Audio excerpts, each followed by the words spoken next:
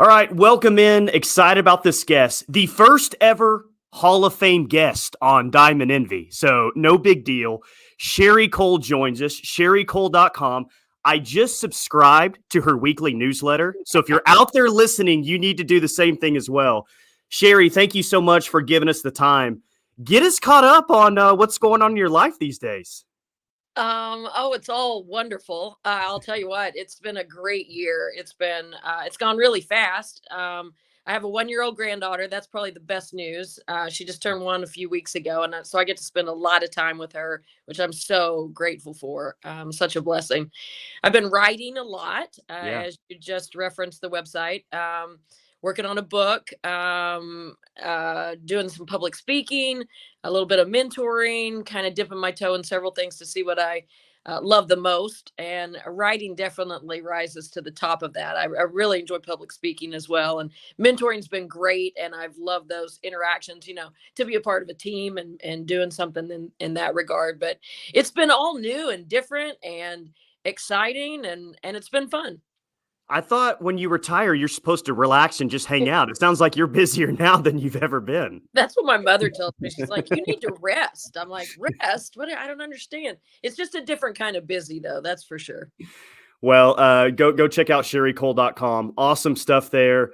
How much OU softball have you been watching? Well, as always, I would try to catch it on TV when I could because I was typically traveling, recruiting, etc. And now it's impossible to get a ticket. I mean, I know some people, but it's Sure. impossible to get a ticket. We got to get that stadium built, right? Let's get that stadium built so we can hold all the people who want to come watch. They're unbelievable, unbelievable, and I think the consistency um, with which they not just produce results, but the disciplined consistency that they show every day, every at bat. I mean, it's just you just layer it, and the ultimate success explains itself through that vehicle. What was your, or when, I guess, was your first interaction with Patty? And what do you remember about it? um, the very first time I think the very first time we met was at a board of regents meeting when I was just hired. And because I remember I had the picture in my office for years. It was Patty and Marita and I and the board of regents, President Bourne and the board of regents. And um, I was still extremely pregnant. And I had my daughter like 2 weeks after I got the job at Oklahoma. So it was right in that phase. And I remember, excuse me, I remember her saying, "Yeah, I looked like that when I got hired too." That's incredible. What's your relationship look like with her today? Do you talk Well, often? we don't talk often just because our lives are so different. And when Yeah. she's in the middle of season, she's in the middle of season and locked in. And I get that. I totally get that. But a random text here and there, and obviously thinking about her and watching her and pulling for her. And we do catch up when seasons are over. What about when you were both on campus, especially early on in maybe the late 90s and the early 2000s? Did you two ever swap coaching ideas? I understand it's two completely different sports, but whether it was recruiting or how to handle a certain thing with the team, did you ever have those types of conversations with Oh, Patty? sure, sure, absolutely. And the campus at Oklahoma is sort of the way it's laid out. You don't run into each other. We were at the Lloyd Noble Center, and so Hmm. as basketball coaches, we didn't ever really run into other coaches unless there was something happening on campus, which makes it kind of odd. You don't have those water cooler conversations that you might, going up in the elevator or walking the stairs together. But we did reach out to one another, especially when as landscapes shift. Those are the conversations I that are most vivid, and the landscape would shift in terms of collegiate athletics. Whether it be new recruiting legislation. And I remember we had lots of conversations and I'm terrible with my years, so I won't be able to tell you exactly when this was, but when the shift to recruiting and signing really young players started to happen, it sort of crept in and to all of us head coaches. I mean, KJ was involved in those conversations, a lot of them as well. Just like, wow, we're recruiting seventh and eighth graders. Like, how do we control this? What's healthy for the future of the sport? What's healthy for the play a good role in that? Lots of conversations like that. If I were to ask Patty this question, I'm sure she would say, well, I've just got great kids, and that's what it comes down to. And I know that that's true, but I'm curious why you think she's been able to stay at the top for so long. Not only get to the top, but consistently be at the top seemingly year after year. Well, I think it has to begin with her individual groundedness. Like she has to know who she is and be firmly rooted in her own beliefs and her own system. And I'm talking about beyond how you run a softball team. I'm just talking about as a person, and who you are and how you fit in this world and with your relationships. It starts there, and then emanates out to a great staff, certainly, who have found the kinds of kids that she wants to coach and that fit her program. And the best players, many of the best players in the country, obviously. And then that daily discipline and that willingness to evolve, I believe, to maintain authenticity with what you believe and who you are, but yet also to be able to evolve with kids and with the state of the game. That's a big part of it as well. And then in her sport, being able to find those amazing pitchers and keep that stable, just full and replicating itself. That's such a huge part of it. And she's done that better than anybody in the history of the sport. Her team last week against Wichita State, another run rule win, 30-0 start, 25 run rules. And I'm looking at it and just saying, okay, well, it's another day at the park for OU softball. That's just how it is. But then in her post-game press conference, she comes out and basically saying that it's not good enough and that this team can be a lot better. You definitely had teams in the past where you probably knew that they were really good and had a great chance at getting to the Final Four. So what's Patty battling right now? Because she knows her team is good, but she still sees something that we don't. They still got a full potential that they can reach. What's that fight like as a head coach when everyone is telling them how awesome they are?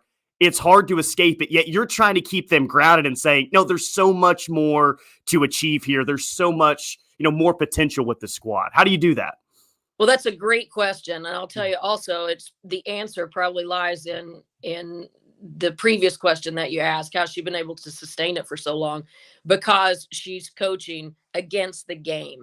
Mm-hmm. Every single day she's coaching against the game. She's not thinking about their record. She's not thinking about the score. She's trying to get as close to perfection with every at bat, with every field event, fielding a grounder, getting a long fly ball, relay, all that stuff. She's coaching every single essence of the game. And I think that for a coach, your hards just change depending on where you are and what you're doing. Everybody's got a battle where her battle is keeping them sharp and keeping them focused on the right things and keeping them continually improving. And the hardest part of improvement is the final 2, 3, 4%. That's where it gets really, really tough. And that's probably the little wedge in which she excels the greatest. I'm curious about your time at OU during the early 2000s. You've got a name, or you got your name in the rafters right now at the LNC. Bob's got a statue on campus. They're going to do something for Patty when she retires. Mark Williams, they might do something for him. What was that time like at Oklahoma where you're going to Final Fours? Sherri's winning national championships. Bob is winning a title. Mark Williams is on campus. It just seemed like everything was rolling so hot during that time. What was that like to be the head coach of the women's basketball team? Well, we used to joke that we just went to the Final Four, which is like so hard to do. I remember in 2010 when we went back to back in 9 and then in 10, and back to backs are just like very few people do that, and we're like, wow. And we come back and we're like chopped liver because we didn't win the championship. and I think that's a great thing because success breeds success. Mm-hmm. I've always felt that. So think about the cafeteria at the dorm. All right. Just think about that. So there's a gold medal gymnast that you're eating with, and there's the Lombardi trophy winner. And there's, you go down the list and think about the people that you're surrounded by, and you go to the weight room and you go to the academic center, and the people that are in your circle are the best of the best in college athletics. And that can't help but rub off on you. I just think excellence breeds excellence. And there's this great contagious environment there where everybody made everybody else better. This is probably the most difficult question I'm going to ask you. Current player, former player. Is there one in particular that stands out that could have played for you? Okay, on today, you got to ask that again. I'm not following you. Okay, on today's OU softball team today, is Mhm. there a player that could have played point guard, power forward for Sherri Coale's basketball team? Oh, you're like making me choose my favorite children or something. Yeah, that's why I said it's going to be the toughest question I was going to ask you. Take a fifth on that. I can't do that. It's not fair. There are too many superstars out there. There are so many superstars. Really, there's not one right answer, Sherri. I I mean, wanted to pull Clifton. I always wanted to recruit Clifton over. I used to talk to Patty about that because she had quite a little basketball experience as well. And Patty used to try to get Aaron Ellenberg from Vegas to come and pinch run for her. well, yeah, it is difficult to get a ticket to an OU softball game right now. Luckily, you do have some connections, so I'm curious when you make it out to a game later this year. What kind of fan are you as a former coach? Are you going to be pretty reserved, just kind of a light hand clap when something goes well, or you going to be out there fist pumping and being the biggest cheerleader that's out there? I'm typically a pretty reserved fan until we do something pretty specific and excellent in a I'm like this at OU football games, like Yeah. this and then all of a sudden we make a unbelievable play or I see an execution that's just incredible and then I'll get up and pump my fist and scream a little bit. It's hard to be a fan though. It's just hard to it's a different environment. Who knew people screamed at the refs and the umps so much? Yeah, no, it definitely happens. So this team is easy to admire and really fun to watch just because of how good they are, right? But I guess from an outside observer, I really respect the way that Patty conducts her program. It's a very faith-based program, which I really admire. What do you think about that approach now today in women's sports? It's working for Patty Gasso, sure, but is that something that you really respect about her? That she's built that type of faith-based program where Destiny Martinez came on this podcast and said, I was baptized in Patty Gasso's pool in her backyard. I don't know how normal that is, but what do you think of how she's approached things? I think that's super cool. Um, I did not know that. That's amazing. No, I think again it goes back to being authentic. That's who Patty is, and that's who her program's going to be. And if people aren't interested in that, or that doesn't appeal to them, then they go somewhere else, and that's okay. But I think that she's using her platform and her sport as a vehicle, and it can't help but be our programs become extensions of who we are. Last question. We're coming off another great women's college basketball NCAA tournament. Softball is booming right now. I'm curious your thoughts. What's the current state of women's sports right now? Um, what do you mean by current state? Is it getting the media coverage that it deserves? Is it booming more than it's ever been? How many people are watching it right now? Is it where it needs to be? Is it as good as it's ever been? Like, where are we at right now with women's sports and the attention on it? I do think it's the highest it's ever been. Are we there yet? No, no. But is there progress? Absolutely. I think when big media uh, participants get involved, and when you watch the NCAA tournament and you see Adidas has Title IX on the back of the T-shirts that not just the women's teams are wearing, but the men's Mm-hmm. team Yep. as well. Buick's running that commercial over and over and over, where you just have the tagline of great women's sporting events, and they say you didn't see it because only 10% of women's sports are carried on TV. And so I think that it's the awareness is there, and that it's getting better and better. And what's important is for when women's teams have the spotlight, to take advantage of it, and by that what I mean is producing a product that people can't not watch.